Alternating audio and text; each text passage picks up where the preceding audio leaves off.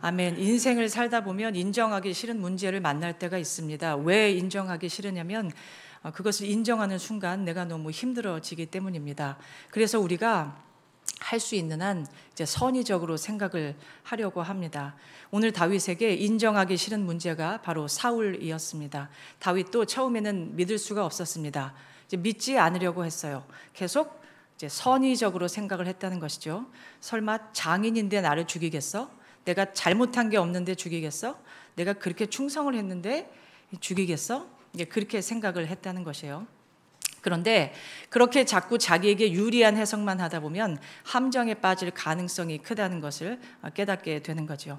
그건 아마도 이제 자기를 속이는 것이 되기 때문일 겁니다. 그래서 우리는 힘들어도 사실과 직면하는 것이 꼭 필요하다라는 생각을 합니다. 다윗이 정말 나를 죽일 수도 있겠구나. 이러다 정말 죽을 수 있겠어. 현실을 직시해야 될 때가 온 것이죠. 오늘 다윗이 인정하기 싫은 그 사실과 직면하는 이야기가 나옵니다. 첫 번째 메시지는 이것입니다. 하나님의 생각으로 정리해 줄 친구가 필요하다는 것이에요. 이것이 욥기에서 나온 그 중요한 개념인데, 자기 생각으로 인생을 정리하면 인생에 큰 혼돈이 생기고 이제 꼬임이 생길 수 있다는 것입니다.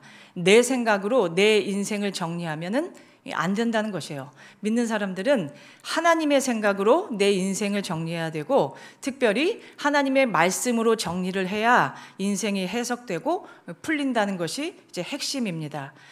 지금 다윗의 인생에 도저히 풀 수 없는 문제가 생겼습니다.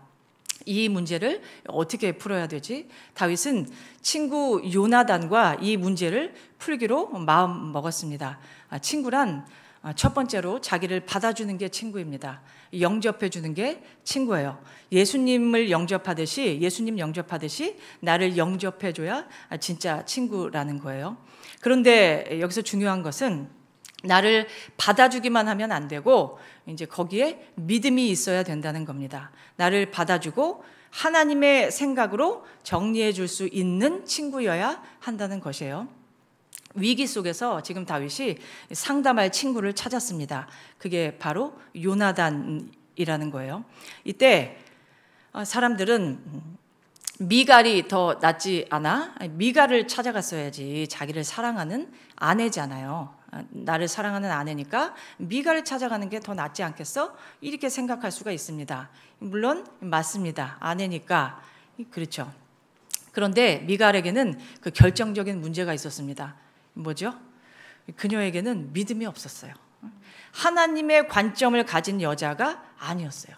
그러니까 아내니까 당연히 다윗을 사랑은 했을 거예요. 사랑했겠죠. 다윗이 이런 문제를 상담할 때 정서적으로는 받아줬을 것이에요. 그런데 미갈은 믿음이 없는 여자였기 때문에 신앙이 주도적으로 작용하는 사람이 아니었기 때문에 문제에서 도망치는 것까지는 도움이 되는데, 그러니까 정서적인 도움은 되는데 이제 그게 다라는 것이에요. 믿음으로 해석하고 하나님의 관점으로 정리를 해주는 데에는 이 여인이 별 도움이 안 되는 사람이었다는 것입니다.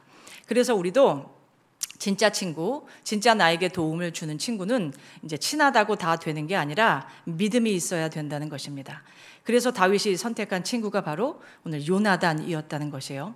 다윗이 원래는 이때 사울과 같이 이 라마나요스에 있었어요. 사울과 같이 라마나요스에 있었습니다. 그런데 거기도 이제 오래 있을 곳은 못 되었던 것이에요. 그래서 요나단을 찾아옵니다. 오늘 다윗이 요나단을 만나자마자 격정적인 토로를 하는 장면이 이제 1절에 나옵니다. 1절 같이 한번 읽어볼게요. 제가 읽을게요. 다윗이 라마나요스에서 도망하여 요나단에게 이르되 내가 무엇을 하였으며 내 죄악이 무엇이며 네 아버지 앞에서 내 죄가 무엇이기에 내 생명을 찾느냐. 다윗이 지금 친구에게 감정을 억제하지 않는 모습을 보입니다. 내가 뭘 잘못해서 네 아버지가 나를 죽이려고 그러는 거야? 이 토로해요. 특별히 시편에 다윗의 이런 감정이 많이 나오는 것을 볼 수가 있습니다. 이것이 왜 필요하고 유익하냐면 성찰적 거리를 주기 때문입니다. 그러니까 무슨 말이냐면 감정이라는 것은 내 속에 있을 때는 나에게 잘 안 보여요. 내가 내 감정이지만 내가 잘 모릅니다. 그런데 이런 친구, 진짜 믿을 수 있는 이런 친구가 있어서 밖으로 내 감정을 쏟아 놓을 때, 내 속에 이런 게 있었구나. 내 속에 이런 마음이 있었구나. 이제 그게 보입니다. 마찬가지로 하나님께 내 심정을 쏟아 부을 때 이제 그게 보이는 것이에요. 내 속에 있던 감정이 밖으로 나오면 어떻게 되죠? 거리가 생기죠. 어떤 거리요? 내가 나를 볼 수 있는 거리예요. 그거를 우리가 이제 성찰적 거리라고 이제 부르는 것이에요. 예컨대 우리가 꼭 직업 상담가가 아니래도 누가 나한테 이제 속상한 거를 막 얘기하다가 내가 아무 얘기 안 해줬는데 혼자 이야기해놓고 혼자 답을 얻어서 이제 알 것 같아. 그리고 갈 때가 있죠. 있나요? 있죠. 나는 들어만 줬는데 혼자 얘기하고 혼자 알겠어, 해결됐어, 그리고 가는 경우가 있어요. 그게 왜 그러죠? 그게 내 속에 게 밖으로 나오니까 그거를 내가 보는 거예요. 보는 거죠. 그리고 스스로 깨닫게 되는 거죠. 그래서 지난주에 왜 현 목사님이 시편 설교하실 때 시인이 왜 불평불만 안 좋은 얘기를 하다가 그 다음 절에 무슨 조증 걸린 사람처럼 돌변해가지고 왜 좋은 얘기하고 그런 얘기 하셨었잖아요. 이 얘기하다가 다시 저 얘기하고 그런 설교를 하셨었잖아요. 그렇죠? 그게 왜 그런다고요? 이제 시편이 이런 식이에요. 이 세상에 악인이 왜 이렇게 많아요, 하나님? 억울합니다. 이렇게 소리치다가 이렇게 그 다음에 가서 또 그래도 하나님은 선하시고 내 억울함을 신원해 주시는 분이시지요. 하나님은 좋으신 분이시지요. 이렇게 나오잖아요. 이런 식이죠, 시편이 거의. 그게 바로 격정적 토로의 효과라는 것이에요. 이 토로를 하면서 동시에 성찰을 하고 답을 얻는 것이에요, 스스로. 그래서 우리도 이런 친구가 필요하다는 것입니다. 내 얘기를 들어주고 하나님의 관점으로 정리해주는 친구. 그게 이제 다윗에게는 요나단이었다는 것이에요. 반대로 욥의 친구들을 생각할 때 어떻죠? 욥이 나 죄 안 졌어. 하나님 앞에서 올바로 했어. 내가 재산 잃었지 믿음 잃었니? 이랬단 말이에요. 토로를 했어요. 아니라고 하는데 친구들이 이제 욥의 친구들이 이제 율법주의의 한계예요. 뭐라 그러죠? 그럴 리가 없다는 거예요. 그럴 리가 없지. 무슨 죄가 있으니까, 네가 무슨 죄가 있으니까 이런 일을 당하는 거지. 교만한 것 같으니라고. 네가 아직도 네 죄를 모르렸다 이제 그러잖아요. 그런 식이잖아요. 욥의 친구들은 자기들 속에 있는 걸로 욥을 판단을 해서 안 그래도 힘든 욥을 더 힘들게 만들죠. 사람이 누구를 판단할 때 다른 걸로 판단하지 않아요. 누구 이렇게 판단할 때 다른 걸로 판단하지 않아요. 자기가 갖고 있는 내용으로 판단을 하죠. 자기 걸로. 그러니까 만약에 요나단도 그런 부류의 친구였다면 오늘 다윗의 이런 상황에서 다윗이 막 이렇게 이야기할 때 네 아버지가 날 죽이려고 그래. 그래서 나 너무 힘들어. 그랬을 때 아니야. 그럴 리가 있나. 우리 아버지니까 내가 너보다 더 잘 알아. 너보다 내가 우리 아버지니까 더 잘 안다는 거예요. 그러면서 우리 아버지 누구 죽일 사람 아니야. 그거 네 강박관념이야. 그거 네 히스테리야. 너 잘못 생각하는 거야. 네 상상이야. 그러는 거예요. 상담학에서 흑백 논리의 오류라는 게 있습니다. 이게 아니면은 저거 이거예요. 그리고 점쟁이 오류라는 게 있어요. 뭐예요? 나는 다 알아. 딱 보면은 다 알아. 라는 것이에요. 그 두 개가 상담학에서 말하는 사람이 가장 많이 가지고 있는 오류라는 것이에요. 네. 그러니까 사람이 선악과 먹고 뭐를 탁월해졌는지 아시겠죠? 그 두 개가 이제 그렇다는 게. 우리는 그거에 탁월해졌어요. 선악과를 먹고. 그런데 이 요나단이라는 친구는 그렇지 않았어요. 다윗이 네 아버지가 날 왜 죽이려고 그러는 거야? 나 너무 힘들어. 하고 격정적으로 토로를 하니까 처음에는 2절을 보니까 우리 아버지가 널 왜 죽여? 안 죽일 거야. 우리 아버지가 무슨 일 하려고 그러면 나한테 숨기는 게 없어. 그런데 나한테 그런 내색이 없었어. 이러잖아요. 그러니까 다윗이 3절에서 다시 이야기를 해요. 그거는 네가 나랑 친한 거를 아니까 그렇지. 네가 나랑 친한 거를 아니까 너한테 안 알리는 거지. 아니야. 내가 진짜 하나님의 살아계심을 두고 맹세하는데 나와 죽음 사이는 한 걸음뿐이라고. 나 진짜로 생명의 위협을 느껴. 요나단이, 그러니까 우리 아버지가 그럴 리가 없는데 하다가 다윗이 다시 얘기하니까 이제 받아들여요. 이제 수용을 합니다. 네가 그렇게까지 얘기하는 걸 보니까 정말인가 보구나. 그래, 네 말이 맞을 수도 있겠어. 우리 아버지가 그렇다는 게 내가 인정하기는 싫은데 정말 네가 죽음의 위협을 느끼고 있구나. 그러면서 요나단이 그냥 받아들이는 거에서 끝나는 게 아니라 여기까지 나와요. 4절에는 이렇게 나와요. 4절에 그렇다면 친구야, 이제 제가 그냥 우리식으로 현대식으로 각색을 할게요. 그렇다면 친구야, 내가 뭘 도와줄까? 응? 네 소원이 뭐니? 내가 너를 위해서 그거 해줄게. 그거 해줄게. 어떠세요? 듣기만 해도 위로가 되나요? 되죠? 내가 도와줄게. 너 위해서. 내가 해줄게. 너 원하는 그거. 이런 거예요. 어떠세요? 정말 감동되죠? 이게 진짜 친구라는 거예요. 이게 진짜 친구라는 거예요.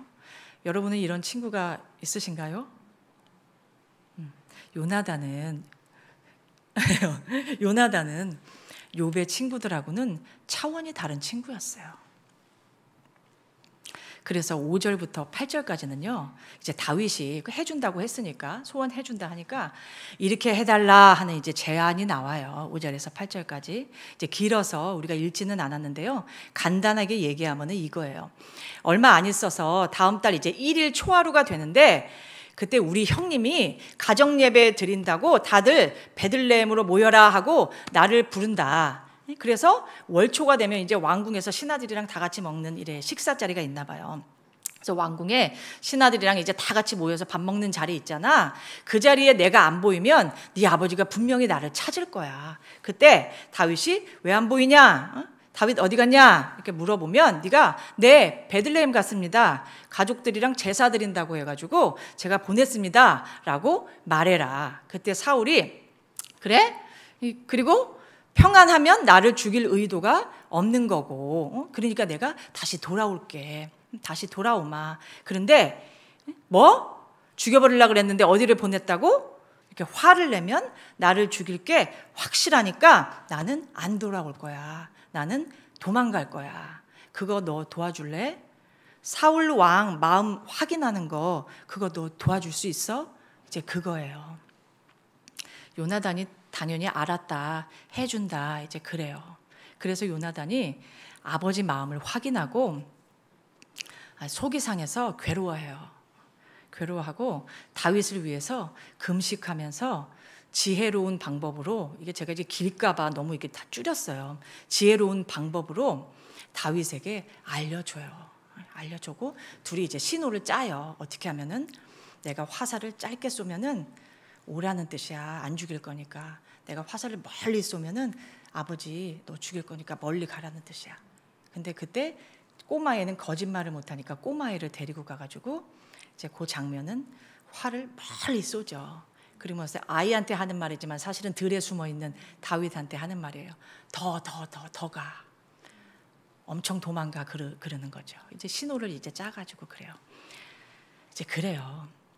그래서 결국에 이제 슬퍼하면서 둘이 부둥켜 안고 헤어지는 장면이 이제 10절부터 이제 끝절까지 나오는 거예요.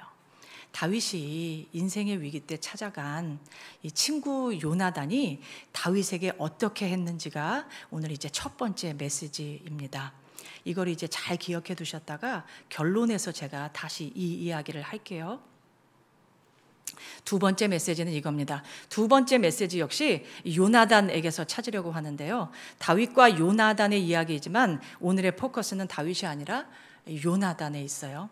두 번째 메시지는 우리가 살면서 위기가 오면, 문제가 오면 현실에서 답을 찾지 말고 미래에서 답을 찾으라는 것이에요. 다시 말해서 약속에서 답을 찾으라는 것입니다. 이제 24절부터 34절까지가 이제 다윗과 요나단이 그 현실을 확인하는 내용이 나와요. 이제 다윗이 말한 그달 초하루가 이제 그날이 왔어요. 디데이 그날이 왔어요. 그런데 아니나 다를까 다 같이 밥 먹는데 다윗이 안 보이니까 첫째 날은 사울이 아무 말 없어요. 아무 말을 안 해요. 그리고 속으로만 생각해요.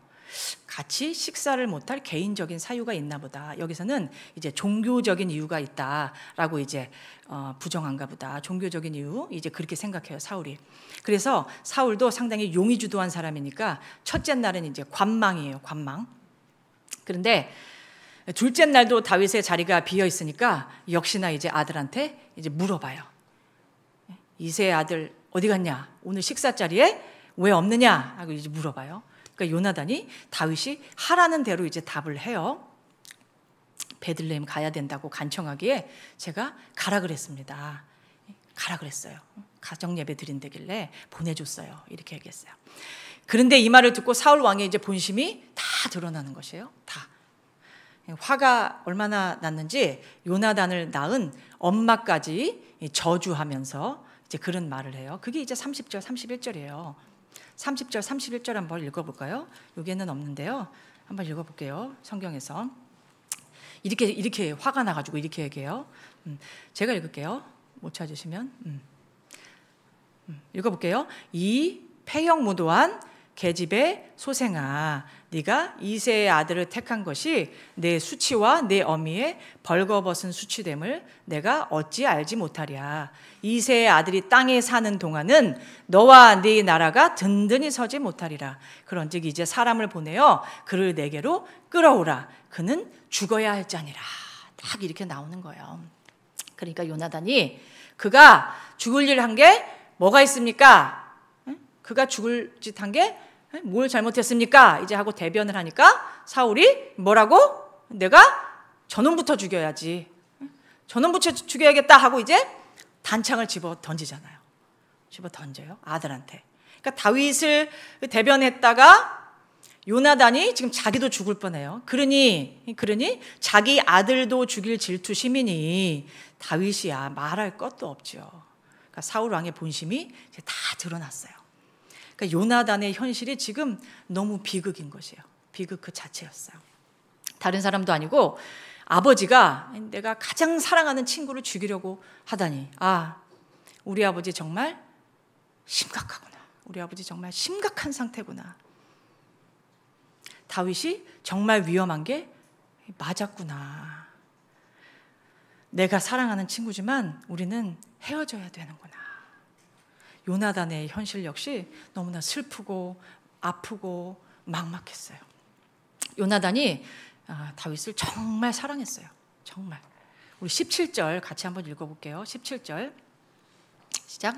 다윗에 대한 요나단의 사랑이 그를 다시 맹세하게 하였으니 이는 자기 생명을 사랑함 같이 그를 사랑함이었더라. 이렇게 사랑했어요.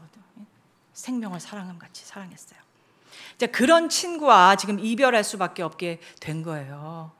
그래서 이제 맨 끝절을 이제 집에 가서 읽어보세요. 저는 이거 그 둘이 헤어지는 장면 읽으면서요 엄청 울었어요. 엄청.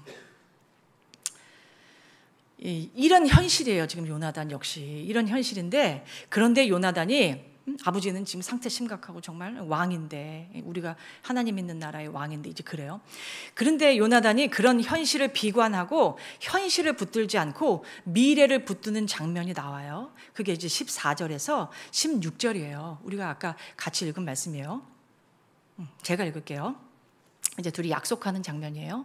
너는 내가 사는 날 동안에 여호와의 인자하심을 내게 베풀어서 나를 죽지 않게 할 뿐 아니라 여호와께서 너 다윗의 대적들을 지면에서 다 끊어버리신 때에도 너는 네 인자함을 내 집에서 영원히 끊어버리지 말라 하고, 이에 요나단이 다윗의 집과 언약하기를 여호와께서는 다윗의 대적들을 치실지어다 하니라. 그리고 42절에서 요나단이 다윗에게 이르되 평안히 가라. 우리 두 사람이 여호와의 이름으로 맹세하여 이르기를 여호와께서 영원히 나와 너 사이에 계시고 내 자손과 네 자손 사이에 계시리라 하였느니라 하니 다윗은 일어나 떠나고 요나단은 성읍으로 들어가니라. 요나단이 이제 다윗에게 친구야, 우리 집안이 비록 너의 대적이 됐어도 너랑 나랑은 싸우지 말자. 네 자손이랑 내 자손은 싸우지 말고 우리 영원히 화평하게 살자 하고 약속을 걸어요. 약속을 거는 거예요. 지금 요나단이 다윗 개인을 넘어서 다윗 집안 전체와 다윗의 집안과 언약을 맺어요. 지금 요나단이 뭘 보는 거예요? 요나단은 미래를 보는 거예요. 미래. 정확하게 말하면 다윗의 미래를 보는 거예요. 다윗 가문의 그 미래를 보는 거예요. 그래서 그 미래를 붙들고 그 약속을 붙드는 거예요. 미래를 붙드는 것이에요. 사울, 요나단, 지금 이 집안은 어디 집안이에요? 어디 지파예요? 베냐민 지파잖아요. 그 사사기 뒷짐에서 왜 극악 무도한 죄 짓고 600명 남은 쬐끔 남은 그 조그만 지파 있잖아요. 그거예요. 거기다가 사울이 한 짓을 생각하면은 이제 멸절될 지파인데 요나단의 이 언약 때문에 이 지파가 없어지지를 않아요. 망하지를 않아요. 나중에 이제 남북이 분열되잖아요. 나중에 이제 남북 분열될 때 북쪽에 몇 개예요? 10개, 남쪽에 2개 이렇게 갈라지잖아요. 남유다, 북이스라엘. 그 2개가 뭐예요? 이스라엘의 정통을 이어받은 그 신앙의 그 주기가 어디예요? 그게 유다와 베냐민이잖아요. 그러니까 다윗은 유다 지파, 요나단이 베냐민 지파. 이제 그거예요. 다윗이 있는 유다 지파야 정통으로 남는 거는 이제 당연하잖아요. 당연한 거고. 근데 베냐민 지파는 뭘 잘해가지고 어떻게 남겠어요? 바로 이 요나단의 언약의 뿌리를 두고 있는 것이에요. 요나단은 비록 나중에 이제 전쟁에서 죽지만, 지금 요나단이 다윗의 미래를 붙드는 것이에요. 하나님이 함께하는 자인 거를 붙드는 거예요. 하나님이 함께하는 자이라는 것을 요나단이 알고 그거를 붙드는 것이에요. 나중에 포로기 때 에스더 모르드게 나오잖아요. 어느 지파예요? 에스더 모르드게 베냐민 지파예요.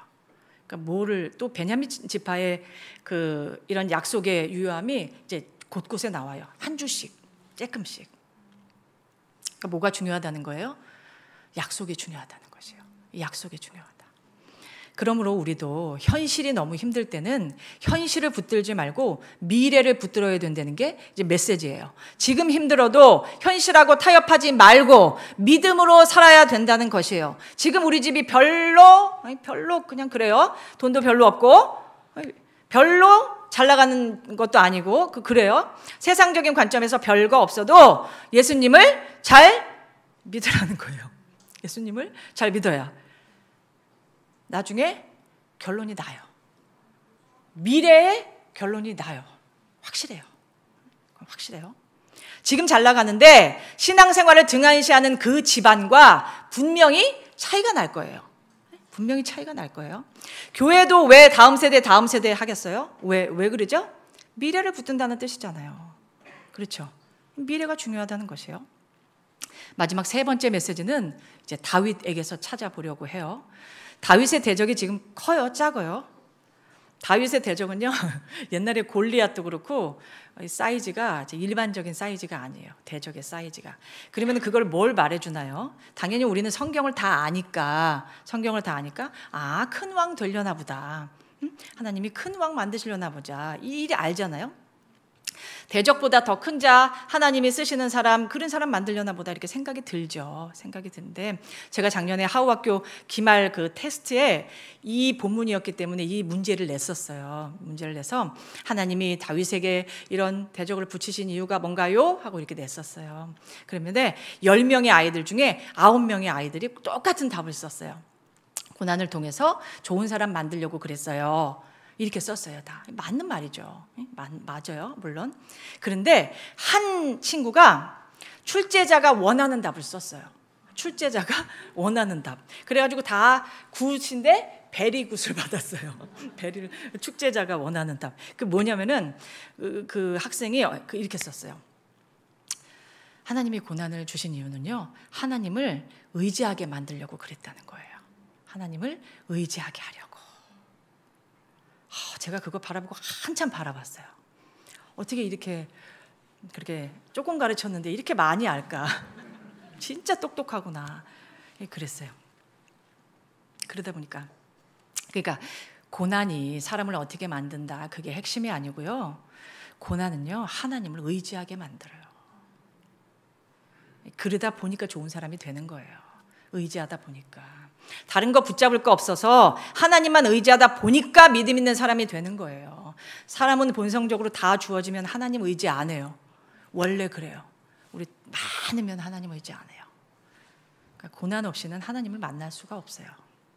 한 10년 전에 나온 책인데요. 넛지라는 책이 있었어요. 넛지가 무슨 뜻이냐면은 부드러운 개입이라는 뜻이에요.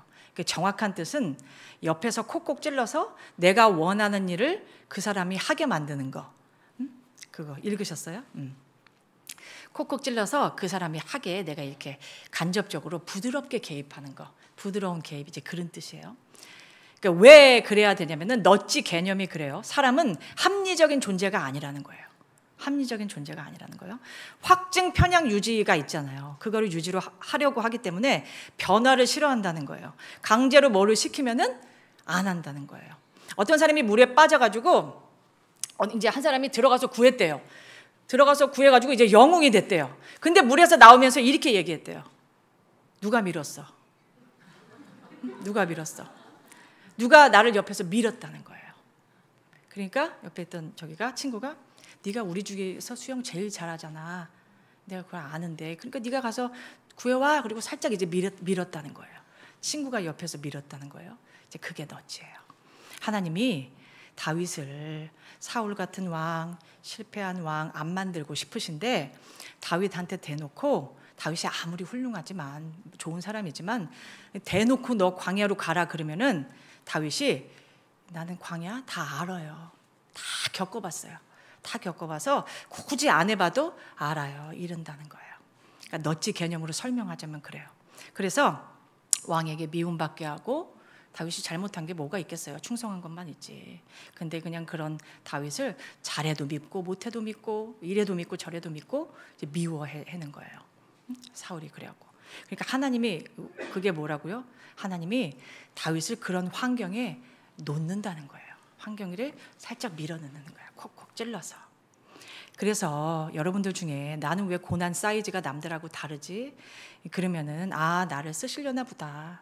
광야도 알고 왕궁도 알고 이것도 알고 저것도 알고 전문 인력을 하나님이 나를 쓰시려고 전문 인력을 만드시려나 보다 하고 하나님의 넛지를 믿어야 된다는 것이에요. 하나님의 넛지가 없었다면 다윗이 사실은 시편을 쓸 수 없었을 것이에요. 하나님이 생각하시는 나라는 다윗이 최고예요. 다윗 왕국이 최고고 하나님이 마음에 쏙 든 사람은 다윗이 최고예요. 실수 이런 게 상관없어요. 하나님의 마음에 든 사람은 다윗이에요. 그러니까 그런 다윗을 하나님이 만드셨다는 거예요. 하나님이 다윗을 광야로 몰고 가신 것, 그게 하나님의 넛지라는 것이에요. 그래서 예수님 시험하실 때도 마태복음 4장에 성령에 이끌리어 마귀에게 시험을 받으셨다. 마귀에게 시험 받는 것도 성령의 이끌림이에요. 하나님이 다 허락하시는 것이에요. 그게 실패하지 않는다는 것이에요. 하나님의 넛지가 그게 세 번째 메시지예요. 결론입니다. 결론. 오늘 설교 제목이 파라클레토스입니다. 보혜사라는 뜻의 이제 헬라어예요. 구약 성경을 본문으로 설교하면서 신약의 단어를 가지고 왔어요. 왜 그랬을까요? 보혜사가 뭐죠? 보혜사는 성령의 별칭이에요. 또 다른 보혜사를 그랬으면 또 다른이라 그랬으니까 예수님이 일단 보혜사고 또 다른 성령이에요. 그러니까 성령의 별칭이에요. 그러니까 무슨 뜻이에요? 공동번역은 천주교에서 같이 쓰는 걸 이제 공동번역이라 그래요. 공동번역에서는 그 파라클레토스를 보호자라고 이제 번역을 했어요.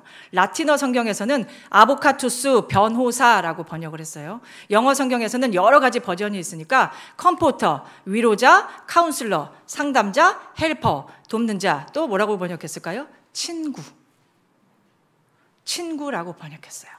저는 오늘 자기 생명같이 다윗을 사랑하고 적극적으로 다윗을 돕는 요나단을 보면서 이거는 성령의 현현이다. 이거는 전형적인 보혜사의 사역이다. 라고 생각을 했어요. 공감이 되시나요? 보혜사 성령이 어떤 분인지 예를 들어서 설명할게요. 제가 사역했던 걸 예를 들어서 설명할게요. 우울증으로 이제 자살 충동을 느끼는 자매가 있었어요. 대전에 사는 자매였어요. 이 자매가 중학교 3학년 때 아버지가 돌아가셨는데 그때부터 이제 아버지 돌아가시고 가세가 기울고 엄마 돈 벌러 나가고 오빠들은 맨날 싸우고 나이 차이가 많이 나는 언니는 교회 가서 살고 자기는 막내라 집에 혼자 있었어요. 맨날 집에 남아서 아무도 이 자매를 돌봐주는 사람이 없이 외톨이가 되었던 거예요. 그래서 이 자매가 중학교 3학년 때 가출을 했어요. 이제 비행 청소년들과 어울려 다녔어요. 담배도 배우고 술도 마시고 제가 만났을 때는 20대 후반이었었어요. 20대 후반이었는데 언니는 결혼해서 이제 안양에 살고 우리 교회 집사님이었고 자매는 엄마랑 이제 대전에 사는데 자살 시도를 하도 많이 해가지고 손목에 이제 실금들이 많았어요. 그러니까 자꾸 죽으려고 하니까 이제 우리 집사님인 언니가 자기 사는 대로 이제 오라 그래가지고 안양으로 오라 그래서 교회로 이렇게 인도를 하고 동생을 이제 저한테 부탁을 한 거예요.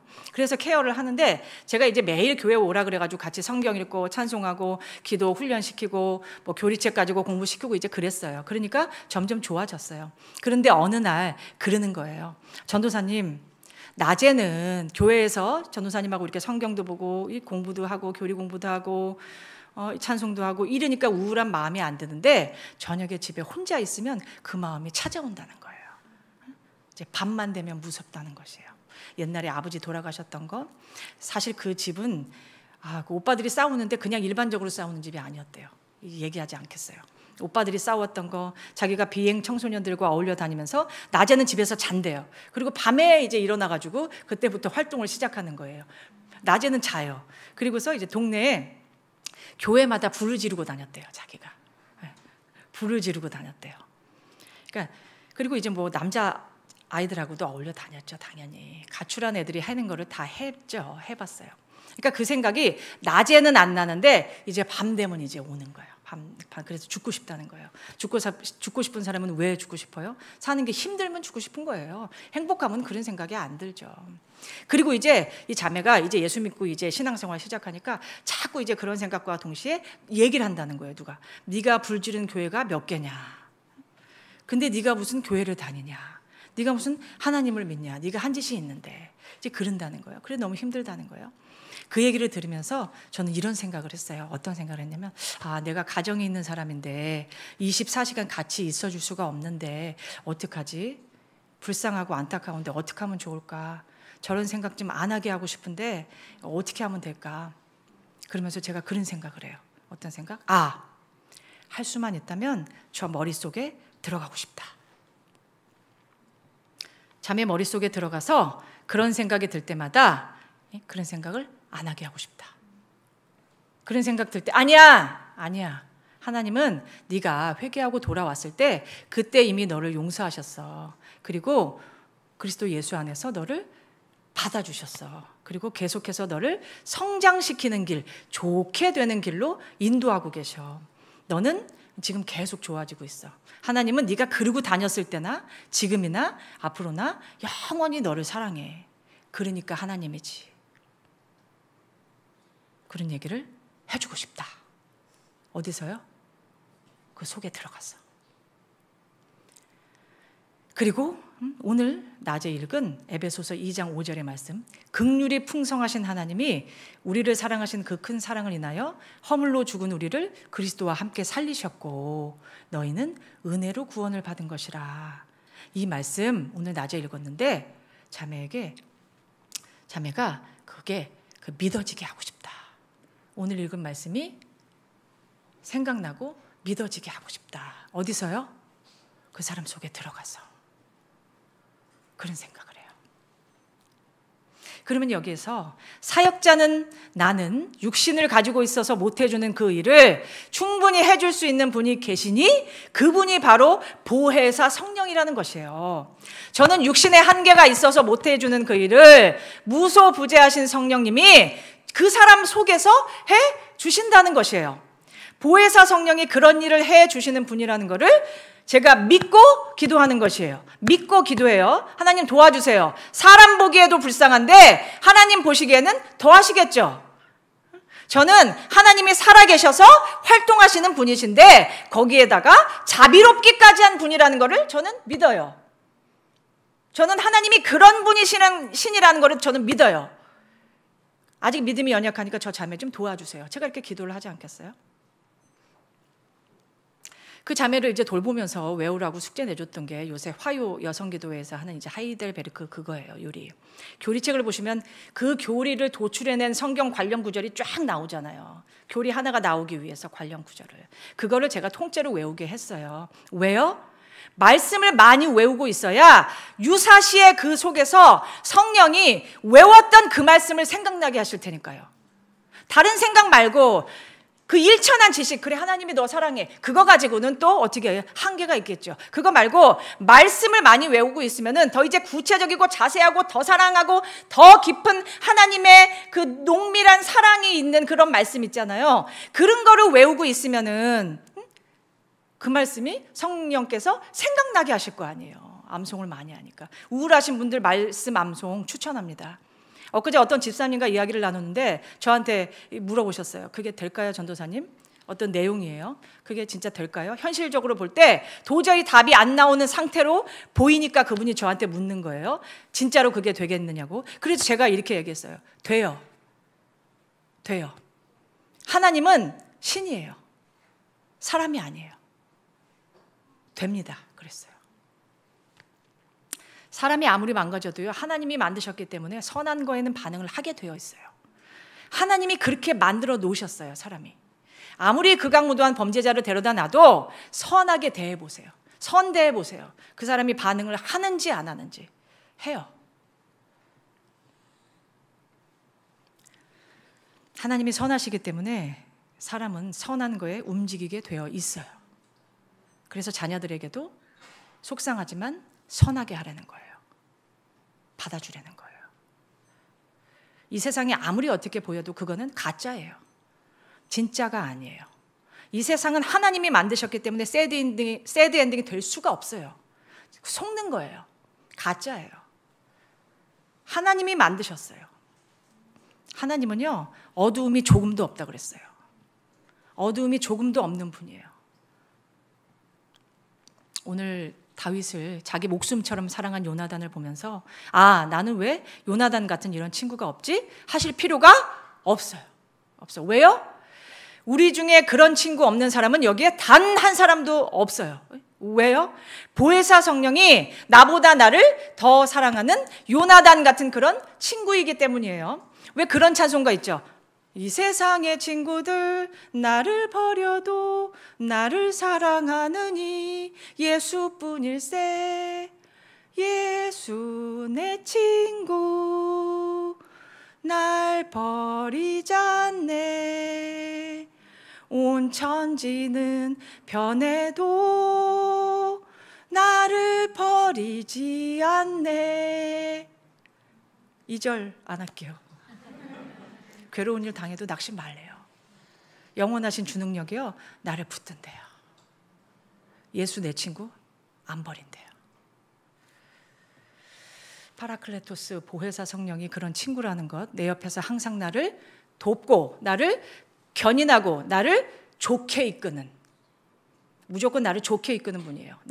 항상 나를 좋게 이끄는, 좋게 깨우쳐주는, 좋게 깨닫게 하는 그런 친구라는 것을 믿으시고 위기 때마다, 힘들 때마다, 낙심될 때마다 그 친구를 찾으세요. 그 친구를 찾으시고 부르시고 만나시는 저와 여러분이 되시기를 바랍니다.